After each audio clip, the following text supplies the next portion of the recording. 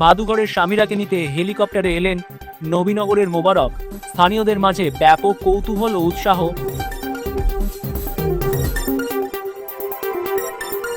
ব্রাহ্মণবাড়িয়ায় ব্যতিক্রমী আয়োজনের মাধ্যমে কনের বাড়িতে হেলিকপ্টারে এসে বিয়ে করেছেন ইতালি প্রবাসী মোবারক হোসেন।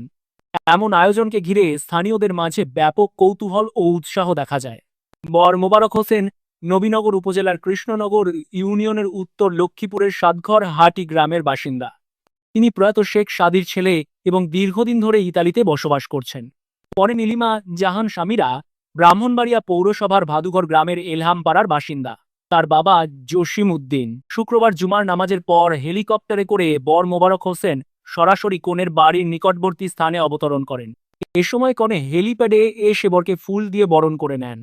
হেলিকপ্টারে বরের সফরসঙ্গী ছিলেন homeopathic health and medical society Brahmanbaria জেলার সাধারণ সম্পাদক ডাক্তার এম নাইমুর রহমান, বাংলাদেশ ছাত্রদল ঢাকা মহানগর পূর্ব সাবেক যুগ্ম সাধারণ সম্পাদক অ্যাডভোকেট তোফাজ্জল হোসাইন খান, সাবেক ছাত্রনেতা সোহাগ ও বরের ছোট ভাই শেখ মোহাম্মদ মোশাররফ হোসেন।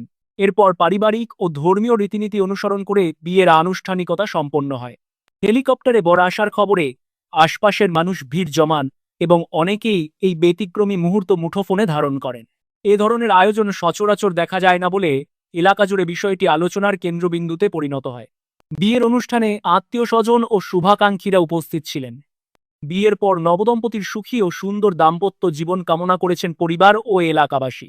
নবদম্পতি ও সকলের দোয়া কামনা করেছেন।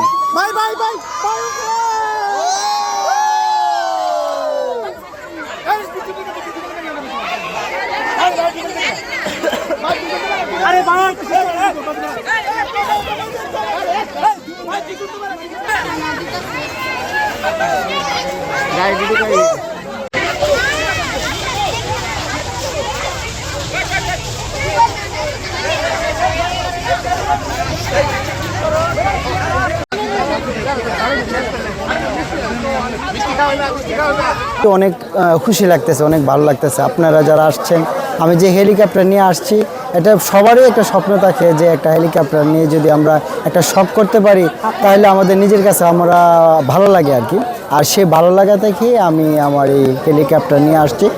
আর আপনারা আমার জন্য দোয়া করবেন যেন আমরা আমার দাম্পত্য জীবন সুখী হই, আমি যেন সামিনাকে নিয়ে সুখে থাকতে পারি। ভালোই লাগছে, সবাই দোয়া করেন যাতে ভালো থাকতে পারি, সারা জীবন একসাথে থাকতে পারি, সে দোয়া করেন।